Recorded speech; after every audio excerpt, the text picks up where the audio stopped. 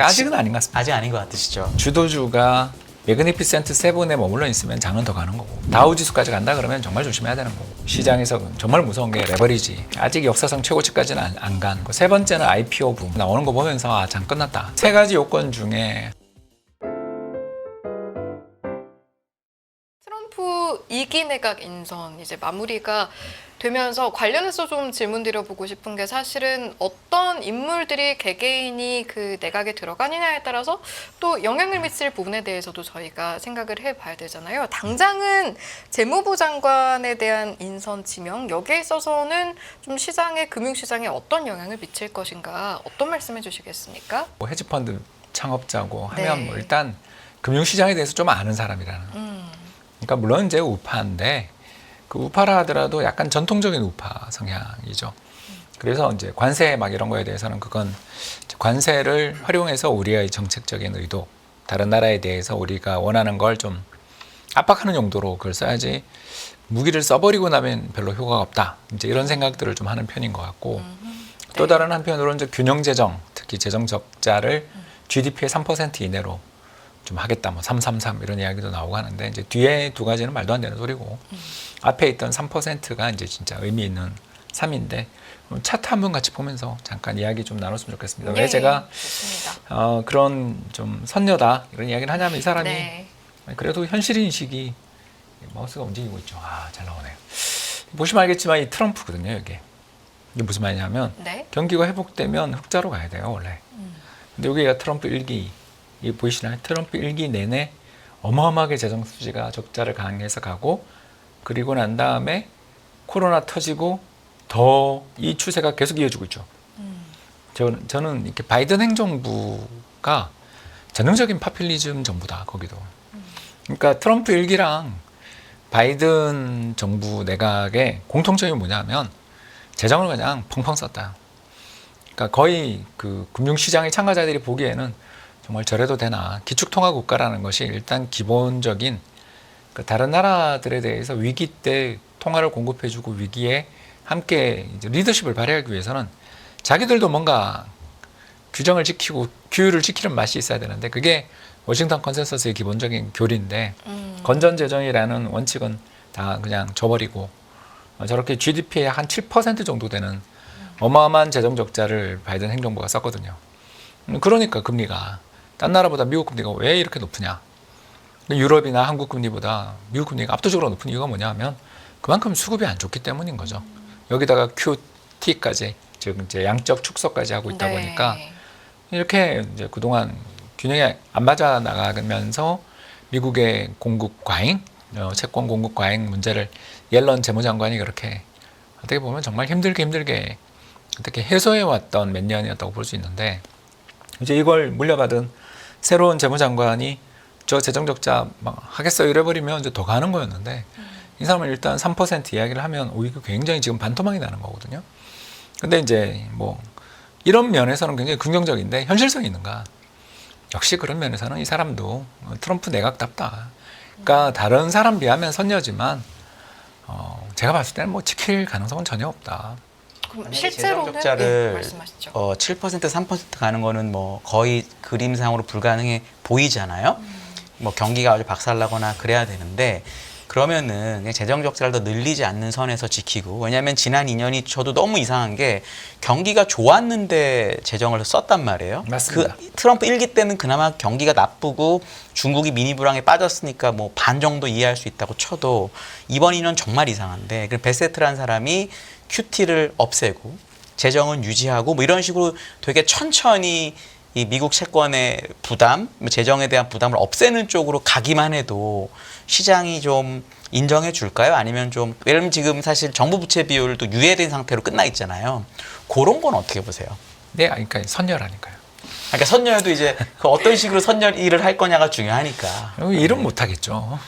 그래도 일을 한다고 생각해야지 지금은 얘기를 해야 되지 않을까요? 그냥 저는 그래도 일을 할 수 없다. 네. 일단 기본적으로 트럼프 정부 정책의 양대 요지는 그 두 가지잖아요. 네. 첫 번째는 감세의 항구적인 감세, 네. 개인소득세 및 법인세율의 대폭적인 인하와 항구 감세. 두 번째가 뭐냐 하면, 이번에 또 이야기했지만 보편 관세 10%에 대해서 자기들에 대해서 특히 뭐 여러 가지 마약이라든가 이런 걸 갖다가 가져오는데 협조하는 나라에 대해서는 25% 벌칙성 관세. 특히 캐나다는 또 왜 거기 왜 들어가는지 모르겠지만 아무튼 캐나다까지 25% 관세. 뭐 이런 이야기를 하는 중이잖아요. 그러면 그 관세를 때린다는 자체가 벌써 의미하는 바가 뭐냐면 인플레가 난다는 뜻이잖아요. 근데 물가를 잡겠다는 게 가장 중요한 경제 공약이었거든요. 예, 근데 물가를 어떻게 잡습니까? 관세를 때려서 물가를 어떻게 잡아요? 저는 그러니까. 그래서 금리를 또는 QE를 하는 방법으로 쓰지 않을까. 채권을 지금 QT를 하고 있으니까 그런 건 어떻게 보세요? 그래서 아까 여쭤본 거예요. 뭐 그거는 이제 파월 미국이니까. 의장, 파월 의장님 입장에서는 눈에 흙이 들어가지 않는 한 말도 안 되는 이야기겠죠. 일단 흙이 들어가면 어떡하죠? 아니 근데 그거는 1년 반 남았으니까. 그러니까 2025년까지는 일단 계속 하시고 11월에 이제 청문회 하시겠지만 네. 그 뒤 2026년 이제 4월에 퇴임하시니까 4월까지 그걸 하고 이제 퇴임을 하시니까 그때까지 이 사람이 조기 퇴임, 사임 이런 전례를 만들고 싶지는 않을 거고요. 압박을 가할 때 제가 그분의 책을 좀 본 게 있는데 그 사람의 일생을 보니까 생각보다 이렇게 대가 센 분은 아니더라고요. 근데 이제 트럼프한테 단련돼서 세졌잖아요. 그래서 예, 머리가 하얗게 센 그 미중년이 호호백발 할배가 됐지 않습니까? 뭐 제가 봤을 땐 그분은 이제 남아 있는 건 표현이 좀 그렇습니다만 명예로운 퇴진을 원하시는 것 같은데, 그러니까 이제 2020년 코로나에 잘 대응한 그리고 정치적 중립성을 잘 지킨 연준 의장이었다 정도를 평가를 받고 싶어 하시는 거지, 그린스펀처럼 뭐 위대한 이런 것도 아니고, 그 다음에 버냉키처럼 나와 퇴임한 다음에 노벨상 이런 것도 바라는 게 아닌 이제 그런 분인 것 같아요. 그러면 여기서 QE를 한다, 물론 이제 해주면 당장은 좋지만 이게 통화 공급에 또 본격적인 확대를 유발할 텐데, 네. 물론 이제 트럼프 입장에서 중간 선거 이길 수 있으니까 좋겠지만, 그러니까요. 이제 뭐 거기에 이제 또 달려가겠죠. 이제 그런 면에서 분명히 뭐 그 가능성이 제로다 이렇게는 안 보지만, 네. 적어도 뭐 파월 의장이 이번에 그 트럼프가 그 7월 16일 날 비즈니스 위크와의 그 유명한 인터뷰에서 네. 세 가지 사고를 쳤던 거 혹시 기억나시죠? 네. 첫 번째 사고가 나는 대만을 보호해주지 않겠어요. 하나의 중국을 안 한다는 얘기는 아니긴 했었는데 그거가 좀 말을 그렇게 하면 우리가 그럼 난리 인슈어런스, 나니까. 예, 인슈어런스라는 난리 나니까. 표현을 써버리니까. 네. 그리고 그들은 우리의 반도체 사업을 모두 빼앗아갔어요라는 대목에서 이 사람 바본가? 이런 생각밖에 없더라고요. 좀 레토릭으로 봤습니다 저는. 네, 뭐 레토릭이고라고 믿고 싶죠. 네. 왜냐하면 솔직히 말해서 금융권 관련돼서는 금치산자 정도의 발언이었으니까. 한정치산자로 해주시죠. 그렇게 네. 뭐 아무튼 재산권 행사를 그대로 내버려두면 다 말아먹을 사람으로 보이더라고요. 근데 이제 두 번째가 그 사람이 팀 쿡이 자기한테 와서 자비를 구걸했다. 네. 이렇게 이야기했던 거. 그리고 세 번째가 이제 바로 뭐였냐면 11월 대선 전까지 금리는 하지 마. 네. 그러면 당신 임기를 보장하겠어. 이렇게 네. 이야기했잖아요. 근데 9월에 비컷을 했잖아요. 근데 그 비컷이 제대로 된 타이밍에 적절한 정책이었으면 또 할 말 없는데 파월 입장에서 너무나 큰 실책을 저질렀단 말입니다. 왜냐하면 주가가 역사상 최고치인데 비컷을 했어요. 네. 그리고 지금 버블을 유발했죠. 그림 한번 보여주시면 감사하겠는데요. 파란 선은 리포티드 어닝. 그러니까 이제 지난 12개월 이익을 뜻하고요. 빨간 선이 이제 포워드 PER. 그러니까 향후 12달에 대한 애널리스트 이익 예측치. 근데 이건 잘 안 맞죠. 그러니까 이걸 봐야 되는데 이제 불황이 터지면 당연히 PER은 올라가니까 이거는 조금 예외로 봐야 되고 여기도 예외로 봐야 되지만, 그러니까 그걸 예외로 이렇게 놓고 보면, 이거 불황이라는 걸 예외로 놓고 딱 보면 호황 중에 PER 레벨의 리포티드 PER 레벨이 2000년을 방불케 하는, 그러니까 가장 극심했던 인터넷 버블 이후 지금 가장 높은, 그리고 포워드 PER도 역시 그렇게 가고 있고, 이게 이제 11월 달 데이터니까 12월은 뭐 더 올랐잖아요.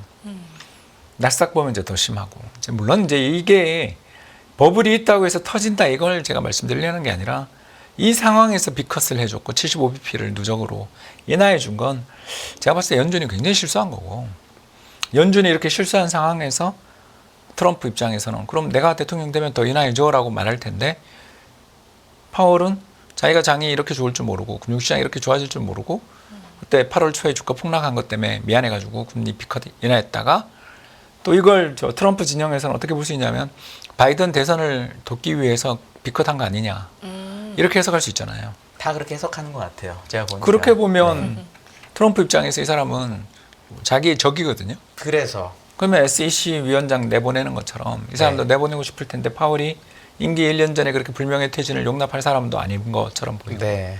그러니까 이제 이쪽에서 어마어마한 갈등이 생길 텐데 일단 뭐 가장 좋은 시나리오를 하나 이야기하면 트럼프의 그 셰일 오일에 대한 드릴 했잖아요.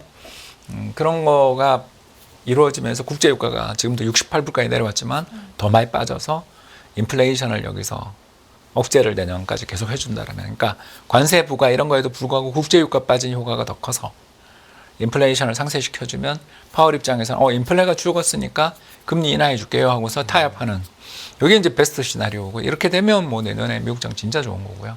근데 정말 심각한 부분으로 가겠죠.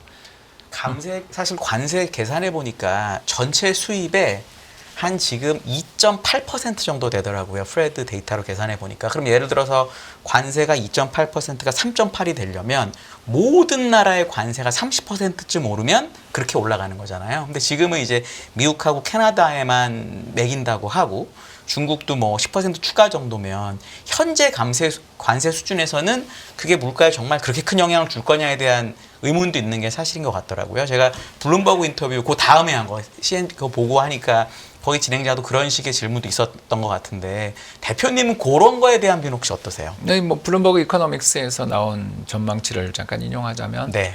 감세하면 물가가 0.4% 오르고 네. 그리고 관세를 부과하면 0.5% 오르고 네. 그 둘 다 하면 그 관세가 보편적으로 10%다 때리는 네, 거를 그렇죠. 말씀하시는 거죠. 10% 전 세계. 예, 전 세계 보편 10% 관세. 그리고 소득세와 법인세에 대한 항구 감세. 요 둘을 복합적으로 하게 되면 물가가 0.9% 정도. 네. 그리고 GDP 성장률은 마이너스 0.9%. 그러니까 스태그플레이션 정책이죠. 그래서 이걸 그대로 하면 이제 좋았던 미국 경제도 박살 나는 거고요. 이제 이걸 하진 않지 않겠냐. 우리가 이렇게 기대를 하면 이제 아까 이야기했던 그 베센트를 기대하는 게, 이제 베센트는 관세 뭐로 보고 하냐. 이걸로 협박해야지 상대를 이런 그 거래 기술을 위해서 네. 레버리지 수단이지 이걸 진짜 부과하면 안 된다라는 입장이지만, 일단 오늘 이제 뉴스가 나온 그렇죠. 걸로는 한다고 했으니까. 그래서 제가 아까 베센트가 뭐라 그러든 간에 그건 그 사람 생각인 거고, 트럼프의 정책들 이런 것들을 보면 지금 꼬여 있다. 그러니까 파월 입장에서 자기가 실수를 크게 했으니까 금리를 쉽게 인하 안 해줄 것 같은데. 네. 네. 경기가 이렇게 좋은데 왜 인하해? 네. 이렇게 오히려 맞설 가능성이 있는데, 시장 금리는 올라 있는 상황에서 과연 채권 뭐 재정 적자 이런 문제들이 산적해 있는 이런 여건, 특히 트럼프는 달러 약세를 원하는데 이대로 가면 달러 강세니까. 낮은 금리에 달러 약세를 원하죠. 네. 그건 뭐 누구나 바라는 정책인데, 그게 이제 마음대로 안 되는 게 세상사잖아요. 그리고 네, 그렇죠. 2016년부터 2018년 사이에 트럼프가 그렇게 고생했던 것도 다 그런 환경이 처하는 순간 자기도 뭐 어쩔 수가 없었던 거고. 네. 그래서 그 2018년에 크리스마스 대폭락장을 한번 경험하고서 중간선거 박살나고 그리고 대선에서까지 진 거 아닙니까? 네. 그러니까 이 사람이 뭔가 온건해지고 좀 똑똑해지고 사람들과 관계를 유지할 줄 알았는데, 일단 보건복지부 장관이랑 국방부 장관 다 임명하는 거 보고 얘는 정말 정상화가 되기 어렵구나 라는 걸 우리가 다 알게 된 거잖아요. 네. 자, 그러면 이쯤에서 좀 여쭤보고 싶은 게, 결국에는 시청자분들은 이제 투자를 하시는 개인 투자자분들이 다수이실 텐데, 해외 증권 투자잔액을 보니까 지금 1조 달러 돌파를 목전에 두고 있거든요. 사실은 우리가 동학개미 외쳤던 게 얼마 전인데, 지금은 이제 서학개미가 늘어가는 추세라서, 그렇다면 1차로 드릴 질문은, 대세는 미국 투자인가? 둘째로는 앞으로도 그렇게 미국에 대한 투자를 늘려가는 거를 추천하시는지, 두 가지 질문 드리겠습니다. 일단 대세는 미국 투자고요. 그건 뭐 부인할 수 없는 현실이고요. 일단 우리나라 주식시장은 투자자들을 다 쫓아내는 시장이니까, 일단 이 시장은 그 한국 주식시장은 어떤 추세적인 뭐 그런 상승 이런 거에 대한 기대는 버리고, 되게 딥밸류일 때 PBR 0.8배 레벨 될 때 한번 사보는, 그런 뭐 그냥 한번 잠깐 발 담그는 시장으로 봐야 되는 거고, 뭐 우량주 장기 투자 이런 이야기하는 사람들은 제가 봤을 때 마케터다. 그러니까 마케팅 용어지 그게 투자자들한테 정말 도움이 되는 용어는 저는 아니라고 생각한다. 이게 이제 첫 번째고요. 이제 두 번째는 미국장 좋냐 그러면 버블 리스크가 굉장히 커지고 있다. 왜냐하면 아까 보여드린 것처럼 PR이 물론 이제 PR의 약점은 있지만 그래도 리포티드 PR과 포워드 PR 모두를 보더라도 1999년을 연상시킬 정도의 레벨인데 여기에 트럼프 정부가 정말 미친 척하고 관세, 감세 둘 다 패키지를 해서 정말 경기를 과열로 인플레이션, 그러니까 인플레 기대를 유발시키는 방향으로 가버리게 되면 펑 하고 폭발할 가능성이 상당히 있지 않냐. 그래서 버블의 리스크는 알고 투자해야 되는 거죠. 근데 투자라는 게 늘 그렇더라고요. AI 버블 나왔습니다. 2022년 11월 이후부터 지금까지 벌써 한 2년이 네. 좀 다 됐는데 만 2년 지나는 동안 우리가 AI가 버블이라는 걸 모르는 사람 없잖아요. 그럼에도 불구하고 저게 안 꺾이잖아요. 그래서 케인스가 했던 유명한 말, 누구나 버블이라는 건 알지만 그 버블은 우리가 죽을 때까지 꺼지지 않을 수도 있다. 네. 그러면 사실은 이제 어떤 장이든 우리가 오르면 항상 버블인가? 라는 질문을 던지는 것부터 시작을 하잖아요. 그럼 그간의 시장을 봤을 때 버블의 위험성 지금 말씀하셨는데 지금 버블의 성격을 굳이 규정을 하자면 어떤 초입 정도는 버블로 왔죠. 하실 이제 강세장은 넘어섰죠. 일단 강세장 밸류에이션은 아니니까 이제는. 왜냐하면 근데 이제 버블이라는 게 마지막이 가장 뜨겁고 아름답잖아요. 2007년에도 그랬고 99년에도 그랬고 2021년에도 그랬고 역사적으로 항상 그런데 이 마지막을 놓칠 거에 대한 엄청난 두려움이 첫 그게 번째고 포모가 있죠. 네, 첫 번째고 두 번째는 버블 얘기를 하는데 예를 들어 아까 2018년에 주식 빠진 거 얘기하셨지만 17년에 또 장이 엄청 좋았고 미국 금리가 17년에 많이 빠졌거든요. 18년이 되기 전에 우리가 18년이 아니라 17년이면 어떡하지? 이런 생각하는 분들도 있단 말이죠.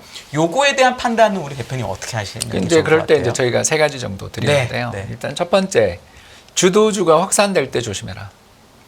AI에서 다른 거로 넘어가는 거 오히려 조심해야 된다. 제2의 뭐가 나오는. 제2의 뭐. 제2의 엔비디아다. 네. 뭐 제2의 오픈 AI다. 네. 같은 이야기가 나오면 장은 이제 정말 조심해야 되는. 오히려 왜 그러냐 하면 그냥 갖다 붙이는 거니까. 진짜로 제2일 수도 있잖아요. 근데 그런 건 본 적 없어요. 없다. 저는 어떤 장이든 주도주가 꺾이면 끝이지. 주도주 꺾인 다음에 또 다른 주도주가 받아준다 그런 거는 우리의 환상 속에만 있는 그런 거다. 유니콘, 환상의 동물 유니콘 같은 거다라고 생각합니다. 95년에서 99년 장이 얘기했던 잘 없는 장이긴 했거든요. 예를 들어 뭐 어떤 하드웨어, IT 하드웨어 갔다가 그 다음에 상장돼서 넷스케이프 갔다가 다시 뭐 이런 식으로 하면서 5년을 그냥 나스닥이 8배 오르면서 갔는데 지금 약간 그런 장을 얘기하는 분들도 있어요. 금리는 높은데 생산성이 좋으니까 아직 그렇게 되려면 멀었다라고 얘기하는 분도 있는데 그거에 대한 혹시 답변은 어떻게 생각하세요? 근데 뭐 지난 3분기 데이터가 너무 안 좋잖아요. 생산성 통계가 박살나고 단위 네. 노동 비용이 급등했잖아요. 네. 일단 뭐 데이터 보고 이야기하는 게 맞고 네. 그 스토리텔링이야 얼마든지 AI가 세상을 바꿀 만한 스토리텔링을 갖고 있고 저도 동의하고 저도 잘 쓰고 있지만 문제는 이제 그게 돈이 되냐 항상 묻는 질문. 그래서 얼마를 벌었는데 지금은 못 벌어도 내년에 벌겠다는 지금 얘기에 대한 사람들의 거기가 기대가 어때요? 근데 내년에도 더 못 볼 가능성이 있지 않냐. 왜냐하면 당연히 그건 그렇죠. 챗GPT 처음 나왔을 때에 비해서 지금 전력 사용량을 이야기하신 분들 되게 많잖아요. 그리고 전력의 쇼티지들이 엄청나게 날 거고. 이런 거에 대해서 이제 비관론이 있는 거고요. 이제 첫 번째 그래서 주도주가 매그니피센트 7에 머물러 있으면 장은 더 가는 거고. 근데 그게 소형주도 간다, 중소형주도 간다 그러면 이제 다우지수까지 간다 그러면 정말 조심해야 되는 거고. 근데 요새 다우지수가 갈라 그러죠. 두 번째 그 시장에서 정말 무서운 게 레버리지. 근데 이제 아직 그 미국의 마진 뎁 데이터나 이런 걸 보면 아직 역사상 최고치까지는 안 간 그런 정도라서 레버리지 투자는 우리도 없고 미국도 없기 때문에 21년, 22년에 너무 충격이 네. 커서 아직은 조금 그게 안 올라오고 있고 세 번째는 IPO 붐. 그 IPO 뭐 우리 간단하게 이야기하자면 2021년 하반기부터 제가 엄청 시니컬했고 여기 우리 이승희 앵커도 많이 보셨겠지만 네. 제가 그 우리 한국 시장은 좀 조심해야 된다라고 외쳤던 게 결국 그 IPO 붐 특히 카카오 삼총사랑 SK 그룹에서 나온 그 수많은 네. SK 바이오팜, SK INT 뭐 이름도 이제 기억도 안 납니다. 거기에 특히 마지막에 이제 LG 에너지 솔루션까지 나오는 거 보면서 아, 장 끝났다. 이 수급 불균형은 우리가 잡을 수가 없다. 그랬는데 미국도 그때 어마어마한 IPO가 네. 쏟아졌거든요. 1000건이 넘었습니다. 예, 근데 올해 지금 IPO가 완전히 죽었거든요. 올해 한국도 아직 죽 300건밖에 안 돼요. 아직도. 한국도 죽었고 미국도 네. 죽었어요. 그래서 벤처가 완전히 지금 진짜 윈터 이즈 커밍입니다. 반도체가 아니고 반도체는 실적으로는 스케일 아닌가 이미 온 것 같은데. 실적으로는 사실 반도체는 굉장히 좋잖아요. 그런데 벤처 쪽이 정말 힘들거든요. 저도 벤처 회사를 경영하고 있는 입장에서 정말 어렵다는 걸 느낍니다. 그런 걸 보면 그 세 가지 요건 중에 한 두 가지 정도는 아직 안 왔거든요. 네. 그래서 제가 초입이다. 네. 예, 그런데 이제 그 나머지 두 번까지 다 되면 아유, 뭐 꼭 그렇게 마지막까지 빡빡 다 긁어 먹어야 돼요. 남도 먹게. 이제 숟가락 좀 떼시죠 하는 이야기를 또 내년 언젠가는 하게 될 수도 있겠죠. 네. 근데 아직은 아닌 것 같습니다. 아직 아닌 것 같으시죠? 네, 알겠습니다. 다음 질문을 드려보려고 하는데요. 채권 시장에서는 금리 상승에 베팅하는 현상이 또 나타나고 있어서 이 부분은 어떻게 해석하는 게 좋을까요? 아, 예, 이게 이제 굉장히 어려운 질문이죠. 왜냐하면 이게 아까 베스트 시나리오 이야기하면서 국제유가 떨어지는 것도 네. 우리가 사실 무시해서는 안 되거든요. 지금 계속 68불, 67불 지금 북반구에 라니냐 와가지고 올겨울 그 비랑 눈이 적게 오고 추울 거다. 작년은 비랑 눈이 굉장히 많이 오면서 따뜻했잖아요. 1월에 비가 왔잖아요. 네. 네, 올해군요. 올해 1월에 비가 왔지 않습니까?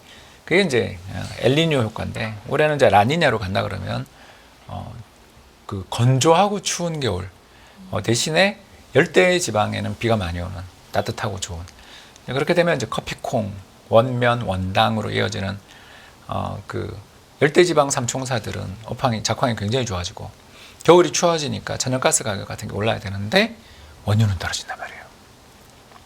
이걸 생각하면 그래도 뭐 금리가 옛날처럼 5% 갈 것 같지는 않다. 지금 뭐 그림 좀 보여주시면 감사하겠는데 네. 나오네. 예. 이때 작년 올해 초에 뭐 이렇게 엄청 낮지 않습니까? 한 5% 이상까지 가고 그랬는데 이게 지금 굉장히 역헤드 앤 숄더 같긴 합니다. 근데 여기서 한번 더 오르면 진짜 큰일 나는 건데요. 네.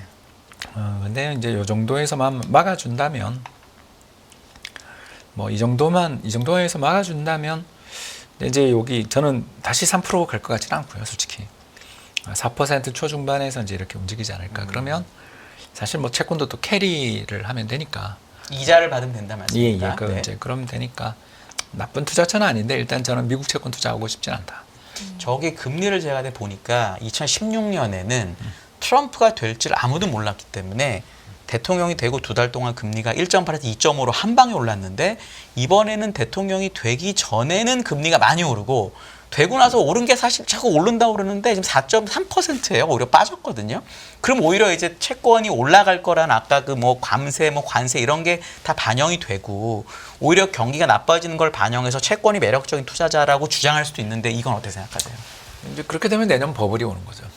어마어마한 버블이 오겠죠. 그래서 지금 사실 주식이랑 채권이 둘 다 좋아지는 그림을 그렇게 예상하는 분도 계시거든요. 네, 그러면 국제유가 빠지면 가능합니다. 국제유가가 빠지면. 예, 뭐 한 50불 찍으면. 근데 그러면 또 미국 경제가 나빠질 수 있거든요. 근데 제조업에서. 굉장히 비중이 줄었습니다. 근데 그 작은 그 트럼프가 지지하는 곳들은 비중이 아직도 크거든요. 작은 그런 쉐일 기업들이 있어서. 거기는 IRA 자금 주면 다 해결되죠. 근데 감세 안 하고 그것도 그러면 다 이게 모든 걸 다 좋은 쪽으로만 하는 걸로요, 그렇게? 그렇게 보면 이제 버블이 오겠죠.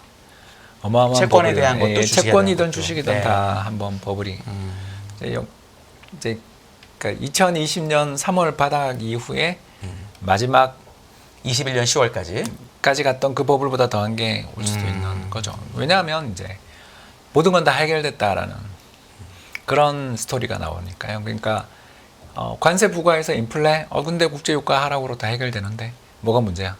이렇게. 그리고 저기 재정적자, 금리가 내려가잖아.